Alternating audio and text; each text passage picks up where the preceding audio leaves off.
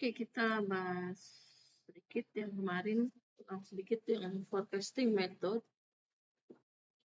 Kemarin dibahas jurnal, contoh jurnal gitu ya. Itu bagaimana meramalkan suatu proses bisnis, ya. Ini bolak-balik ya, sebenarnya memang materi utamanya adalah bagaimana memprediksi, dari prediksi bagaimana melihat hasil prediksinya, lalu membuat keputusannya seperti apa gitu ya. Nah, yang diutamakan adalah mengenal model-model metode peramalan gitu ya. Karena semakin bagus metode yang digunakan, artinya bagus itu berarti sesuai dengan arah bisnis gitu ya. Maka akan sangat membantu. Tidak semua metode yang populer itu cocok sama bisnis kita gitu ya. Jadi memang harus ada studi gitu ya, membandingkan kalau pakai model A, B, C gitu ya, cocok nggak, atau jangan-jangan kita harus buat model sendiri ya.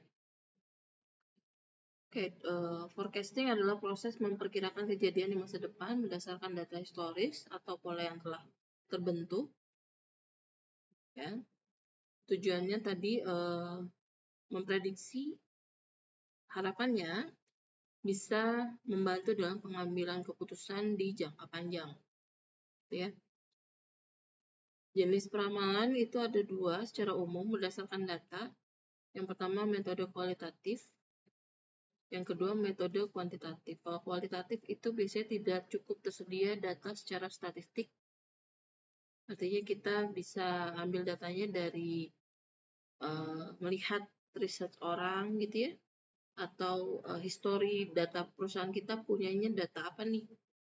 Kalau data kualitatif nggak punya, ya kualitatif kita seperti apa gitu ya. Lalu lihat dari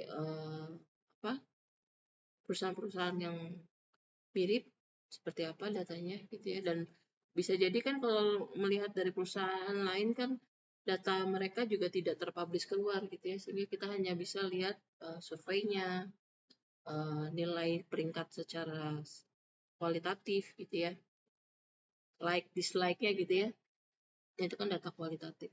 Nah, kalau kuantitatif itu kita punya data numerik yang cukup sehingga dapat menghasilkan sebuah prediksi. Ini yang dicoba dikoleksikan gitu ya, sehingga datanya besar gitu ya. Kita harus punya database yang cukup baik untuk merecord ini.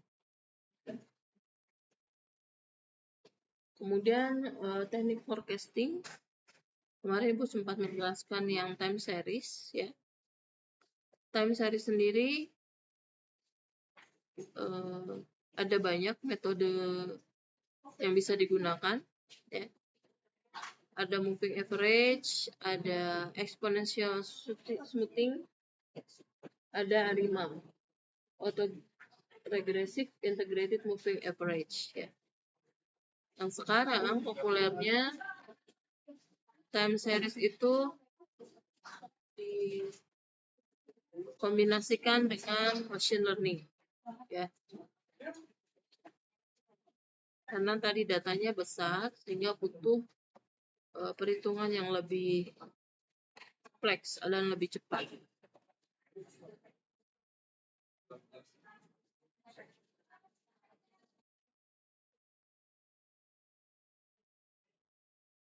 Oke. Yang kedua ada metode kausal. Yang umum adalah regresi linear. Kemudian ada ekonometrik. Di sini data statistik yang banyak digunakan pada sistem ekonomi gitu ya. Misalkan kalau kita punya atau perusahaan bergerak pada bidang yang nilainya sangat sensitif dengan kebijakan moneter. Gitu ya, perusahaan multinasional biasanya itu kebijakan antar negara itu sangat berpengaruh. Yang ketiga berbasis machine learning sendiri yang Ada neural network, ada banyak kayak ini ya. Ada random forest, gradient boosting gitu ya. Kemudian manfaat forecasting diantaranya membantu perencanaan untuk jangka pendek, menengah, panjang gitu ya. Kemudian mengurangi resiko yang tidak pasti, sehingga terjadinya krisis atau bangkrut itu minim, kecil ya. Kecuali ada faktor seperti ya kayak kemarin ada COVID dan sebagainya gitu ya.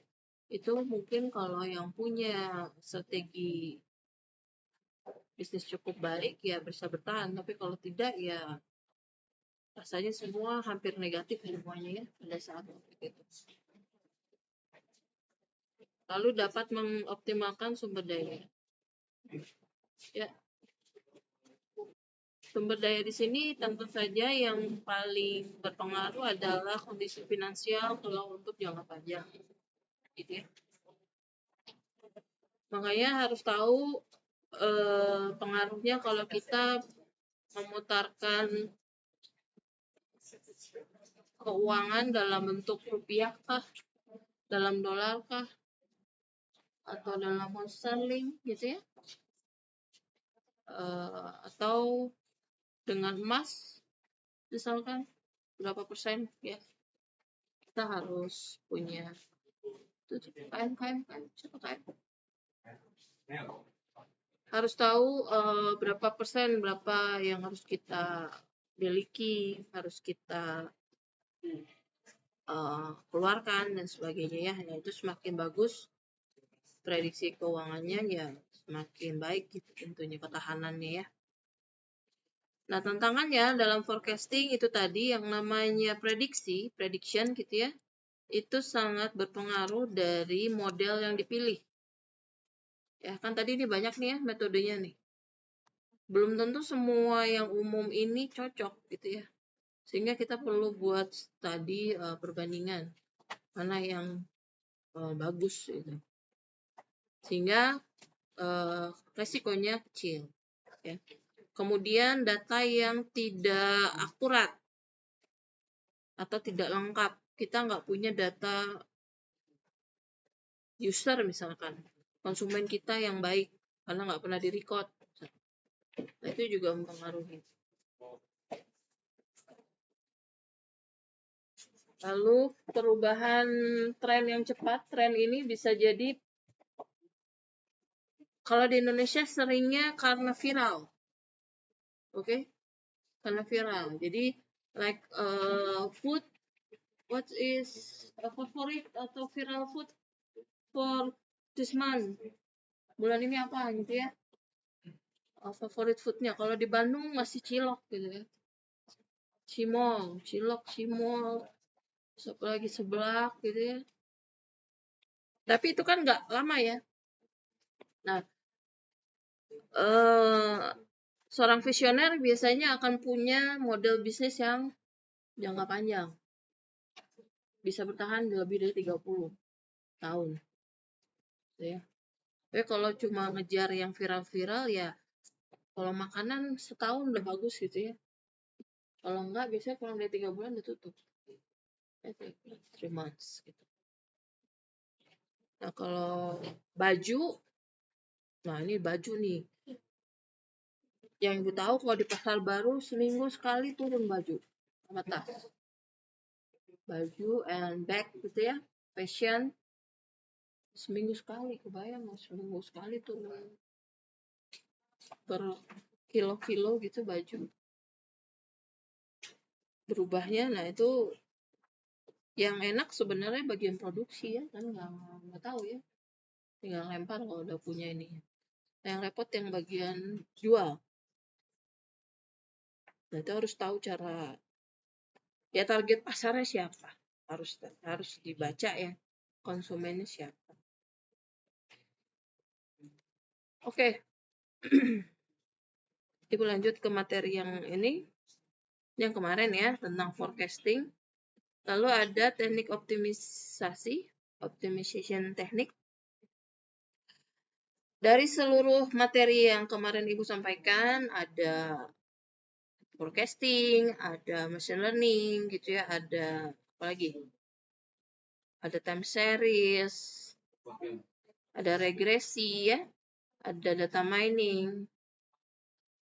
Semuanya itu digunakan tujuannya cuma satu, untuk mengoptimalkan sekumpulan solusi pada perusahaan tersebut. Ya, kan masalahnya nggak cuma satu gitu ya, namanya perusahaan nggak cuma satu. Nah itu kita harus punya beberapa alternatif dari tadi metode-metode semuanya itu yang di atas gitu ya.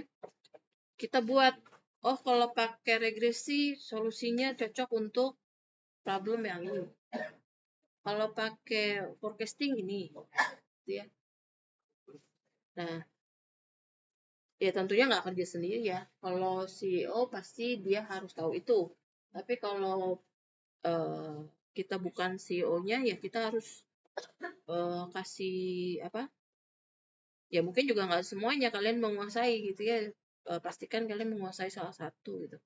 Sehingga nanti muncul beberapa solusi. Karena yang maksimum memberikan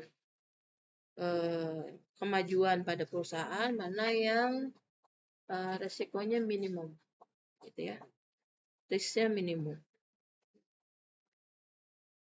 Ini secara matematis semuanya dapat dihitung, tergantung data yang kalian punya. Ya, in math semuanya possible to calculate, ya.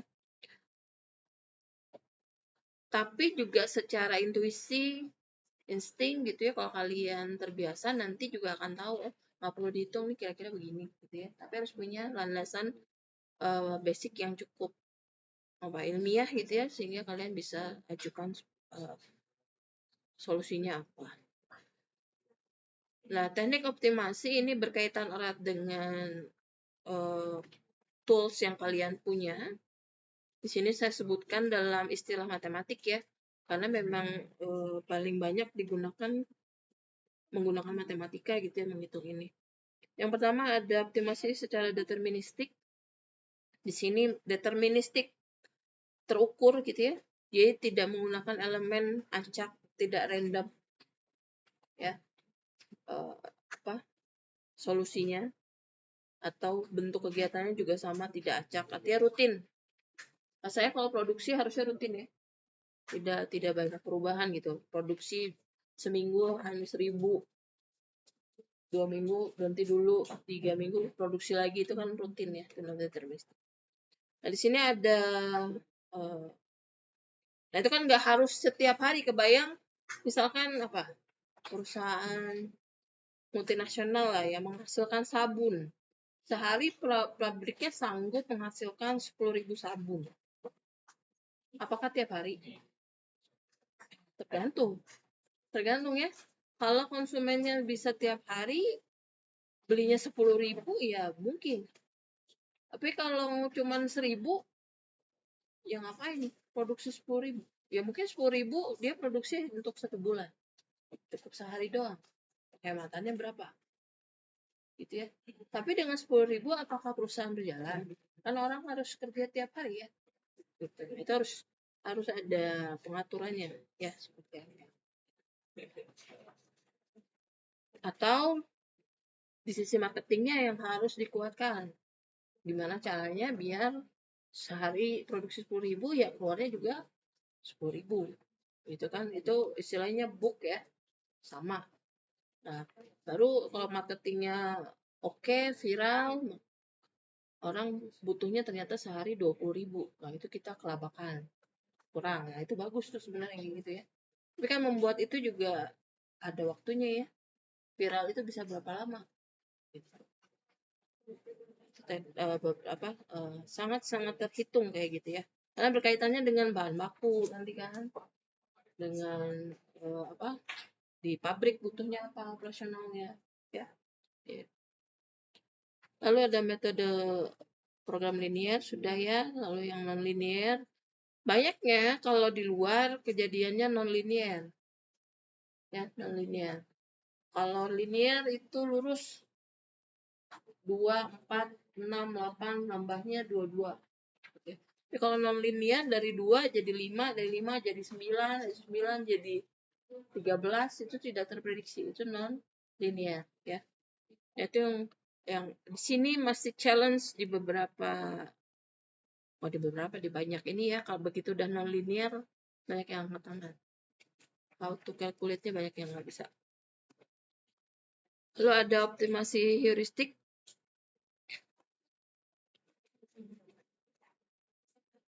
Di sini ada dua yang ini, hill climbing sama simulated annealing.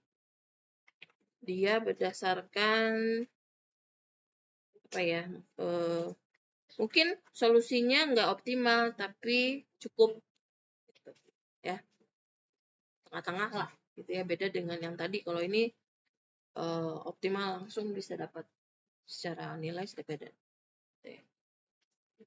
Ini lebih banyak pertimbangan lah, memperhatikan banyak faktor gitu ya. Lalu ada meta heuristik, ini yang kompleks, yang sulit. Jadi ada beberapa parameter, semuanya harus ya. Kalau yang deterministik mungkin cuma 1-2 parameter gitu ya, tapi kalau yang meta heuristik ini banyak faktor. Makanya di sini kalau algoritmanya ini masuknya sudah ke AI, karena penghitungannya harus cepat, parameternya banyak, bukan cuma satu, multi parameter gitu ya. Biasanya di robotik ini banyak dipakai. Jadi kalau kayak biar robotnya kerja bareng-bareng, maksimum optimasinya seperti apa gitu ya. Nah, itu simulasinya ya. Nah, kalau di bisnis kayak gimana? Ya parameternya apa dulu nih yang kita bisa anggap sebagai setara sama model-model ini gitu ya. Apakah usernya, apakah barangnya, gitu, apa SDM kita gitu ya. Lalu ada yang convex sama non-convex. Ini yang tadi berkaitan sama yang deterministik. Kalau non-convex tadi yang meta heuristik. Nah, di sini machine learning banyak digunakan pada optimasi ya. Karena datanya tadi yang sekarang sangat banyak sehingga butuh perhitungan yang cepat ya. Oke. Saya mau coba simulasi. Kalian boleh buka Excel yang komputernya nyala. Kita pakai Excel dulu. Mungkin nanti yang pakai simulasi benar aja pas kuliah yang ada yang AI. Kalau nggak salah kalian ada kuliah AI deh. Artificial intelligence, juga nggak tahu sama ibu apa enggak. Ya, itu pakai Python. Kalau bisa request pakai Python gitu ya, biar ya Python tuh cukup mumpuni ya. Nggak harus ya pakai JavaScript bisa, tapi nggak cukup mumpuni gitu. Buat matematikanya ya, karena machine learning itu matematikanya kompleks. Nah, Python cukup bisa handle itu. Boleh buka Excel. Kita yang sederhana aja, karena kalian di sini masalahnya ada yang belum ngambil statistik, ada yang belum ambil kalkulus, dibarengin, jadi nggak bisa ini. Ya, nggak bisa sama ibu maksudnya. Kita coba buat kayak yang di depan, di papan ya.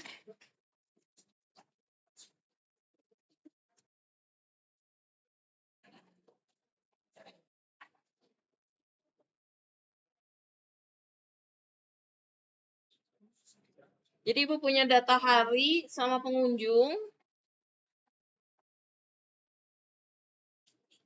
Silakan kalian ketik.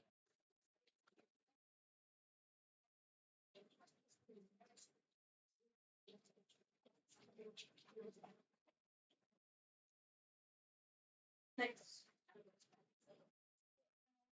Oh,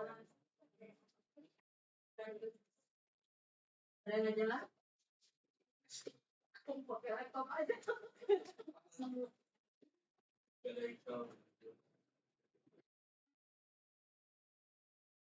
Yang bisa dan enggak, kalau nggak bisa lebu aja. Jadi ketik datanya ini, prediksi hari ke-11 pakai function forecast linear. Sebelum itu, Ibu mau kalian cari tahu dulu. Ya kalau udah ketik datanya ya, Ibu mau kalian cari tahu dulu sebelum ke situ. Ini yang dimerahin artinya apa functionnya di Excel? Kalian cari tahu. Beda? Yang si Taufik tuh dia ambil nggak sih? Taufik? Taufik, siapa lagi? Safnan. Ambil ini, apa ngambil yang satunya? Metode memory. Kan kemarin beda. Jadi dua-duanya. Kalau kan masih kelihatan.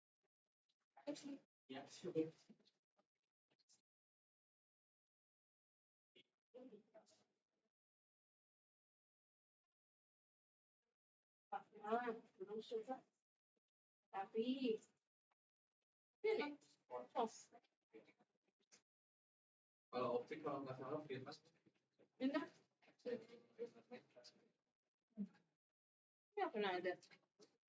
Ini.